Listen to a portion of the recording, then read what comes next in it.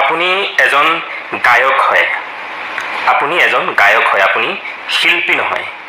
আপুনি শিল্পী হ'বলৈ নোৱাৰে, কাহানিও নোৱাৰে। আপুনি এজন মদাহীয়েই নহয়, আপুনি এজন চণ্ডাল। ব্ৰাহ্মণ কুলত জন্মগ্ৰহণ কৰি উত্তৰী নৱগুণ পৰিত্যাগ কৰি মদৰ ৰাগীত মাতাল হৈ থকা তুমি এজন কেৱল গায়ক, ছিংগাৰ। তুমি কেতিয়াও শিল্পী হ'ব নোৱাৰা। হয় হয় জুবিন গাৰ্গ, তুমি বহু গান গাইছা, 10,000 নে 20,000 নে কিমান হাজাৰ হাজাৰ গীত গাইছা। আমি শুনিছোঁ, ভাল পাওঁ তোমাৰ সুৰ শুনি, তোমাৰ কণ্ঠত আমি মুগ্ধ হওঁ। কিন্তু এনেকুৱাও কিছু গীত শুনিছোঁ যিবোৰ গীতৰ কেৱল তোমাৰ কণ্ঠটোহে চিনাকি, সুৰ কিন্তু দেদেৰা বুজি গৈছে তাতো। গতিকে জুবিন গাৰ্গ, তুমি এজন কেৱল গায়ক হোৱা, শিল্পী হ'ব নোৱাৰা। মোৰ প্ৰশ্ন, জুবিন গাৰ্গ, আচলতে তোমাক আমি প্ৰশ্ন কৰিব পৰা আমাৰ সেইখিনি ক্ষমতা নাই, কাৰণ আমি তোমাৰ দৰে গায়ক নহয়। মই আজি তোমাৰ এটা ভিডিঅ' পালোঁ। ৰাইজসকল, আপোনালোকে নমস্কাৰ গ্ৰহণ কৰিব। বিদেশত আছোঁ, মাঘ বিহু এনেকেই পাৰ হৈ গ'ল। আচলতে এটা যিটো মনৰ আনন্দৰে ঘৰৰ কিংবা পৰৰ কিংবা বন্ধু বান্ধৱৰ লগত যি ধৰণে এটা বাৰ্তানুবাদ কৰিব লাগে, সেই ব্যৱস্থাটো আজি সেই দিনটোৰ পৰা, যেতিয়াৰ পৰা ৰাজীৱ শদিয়াৰ দেহাৱসান খবৰটো পালোঁ, বৰ্তমানলৈকে মনটোত আচলতে সেই এটা আনন্দ যেন যুগুতাব পৰা নাই। ৰাজীৱ শদিয়াৰ প্ৰতিটো গীতেই চুকে কোণে সোমাই থকা গীতেই প্ৰকাশমান হৈ আহিছে, আৰু প্ৰতিটো গীতেই যেতিয়া শুনিছোঁ, তেওঁৰ কথা, সুৰ, কণ্ঠ, মহত্ব, তাৎপৰ্য, বাহ কি ভয়ংকৰ। আজি জুবিন গাৰ্গৰ এটা বক্তব্য শুনিলোঁ, আপোনালোকে চাগে শুনিছে, অকণমান শুনি লওকচোন। জাতিৰ কাৰণে মইতো গান গাইছোঁ, গান এতিয়া মই তাক ইমান মই চিনি নাপাওঁ কিন্তু দেই। জাতিৰ কাৰণে, মাটিৰ কাৰণে গান গোৱা ৰাজীৱ শদিয়া ঢুকাইছে, সকলোৱে দুখ কৰিছে, কি কৰিছে ৰাজীৱ শদিয়া।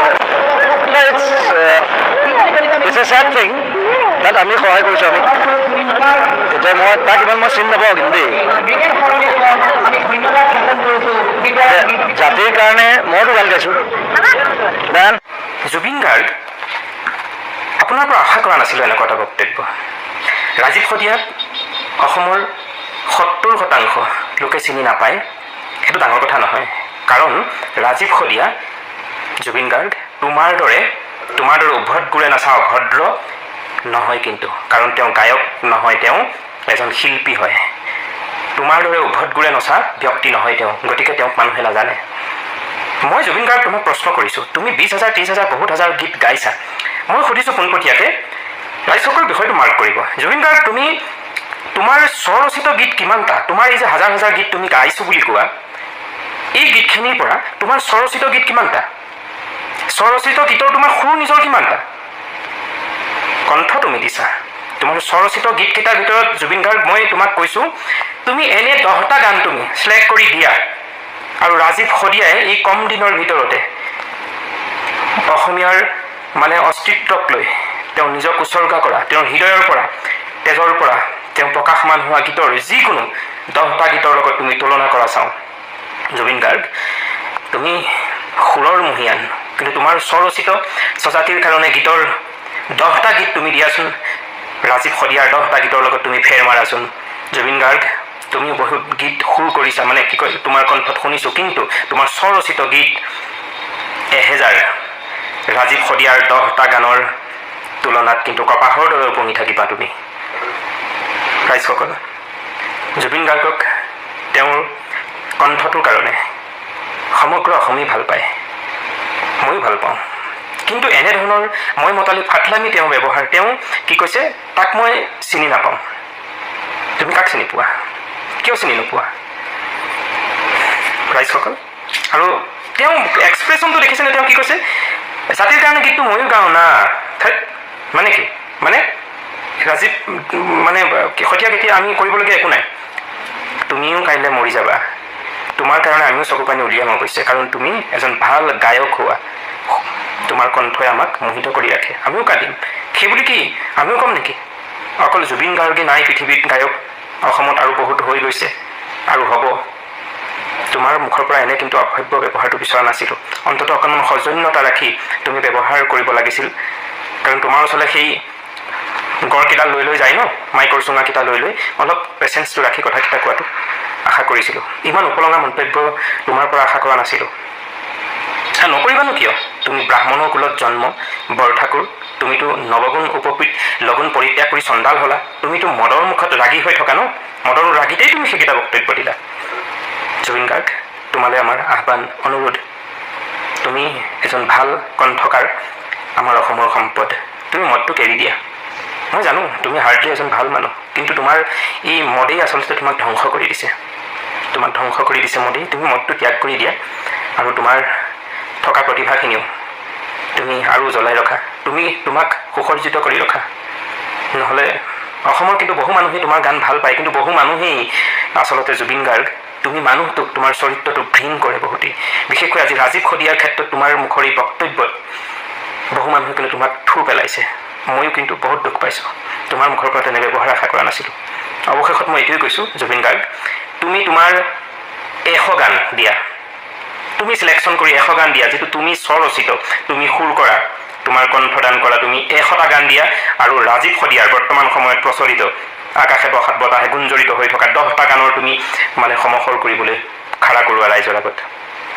তোমাৰ যদি হিম্মত আছে দিয়া, ৰাইজে বিচাৰ কৰি চাব। গীত আমি গাব নাজানিব পাৰোঁ, গীতৰ কথা সুৰ চন্দ্ৰ, গীতৰ গাম্ভীৰ্যতা আমি অৱশ্যেই বুজি পাওঁ। গতিকে জুবিন গাৰ্গ, ৰাজীৱ শদিয়া এজন অৰ্থহীন অৱশ্যে আছিল, কিন্তু তোমাৰ দৰে অভদ্ৰ নাছিল। তেওঁৰ পিতৃৰ বক্তব্যও সেইদিনা শুনিছোঁ, সঁচাকৈ অমায়িক।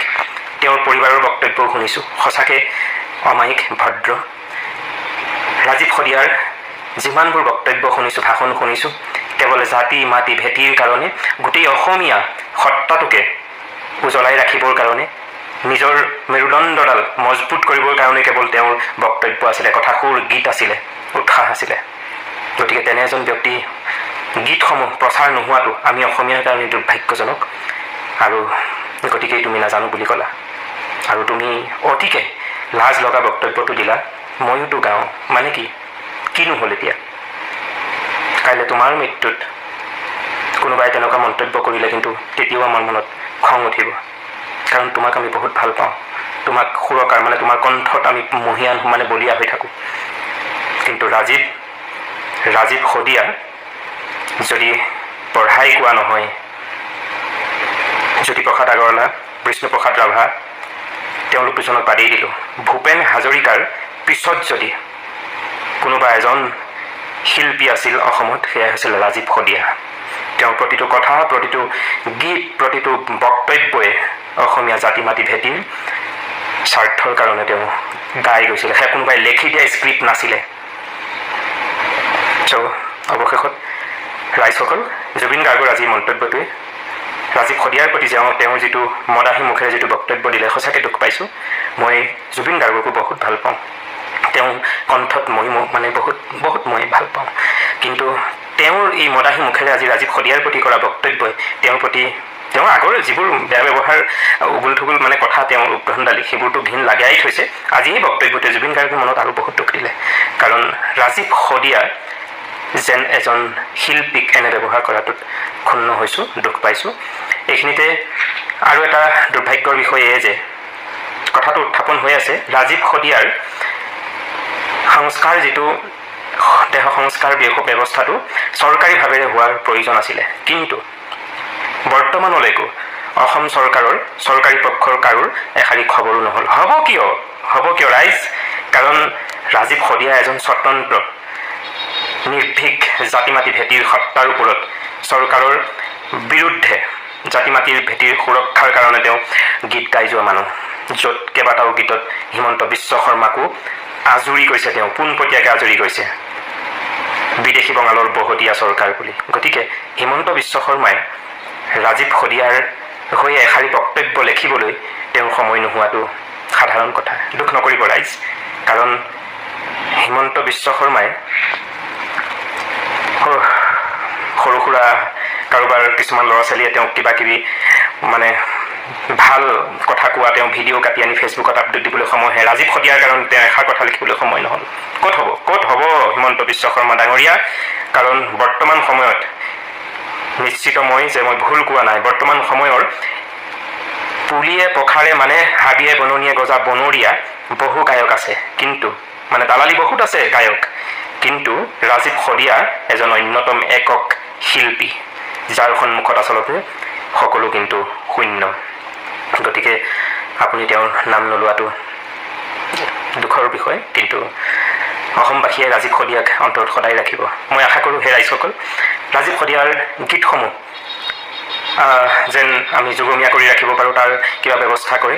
তেওঁৰ কথা, সুৰ, গীত, যিখিনি বক্তব্য, এইখিনি যেন কিবা এটা বাণীবদ্ধ ব্যৱস্থা, ৰেকৰ্ডিং, যিবোৰ আজিকালি ইউটিউবৰ মাধ্যমতে হৈছে, কেইবাটা চেনেলে ৰাখিছে ইতিমধ্যে, আৰু যেন প্ৰচাৰ প্ৰসাৰত গুৰুত্ব দি ৰাজীৱ শদিয়াৰ গীতসমূহ, তেওঁৰ বক্তব্যসমূহ, ভাষণসমূহ অসমীয়া জাতি ধৰণীডাল মজবুত কৰিবৰ কাৰণে তেওঁৰ যি প্ৰয়াস আছিলে, সেই প্ৰয়াসক যেন আমি যুগমীয়া কৰি ৰাখিব পাৰোঁ। তাৰ কাৰণে সদায় কোনোৱে যেন বিশেষ ভূমিকা গ্ৰহণ কৰে, এয়ে আমি প্ৰাৰ্থনা জনাইছোঁ। অৱশেষত কৃষ্ণ জয়।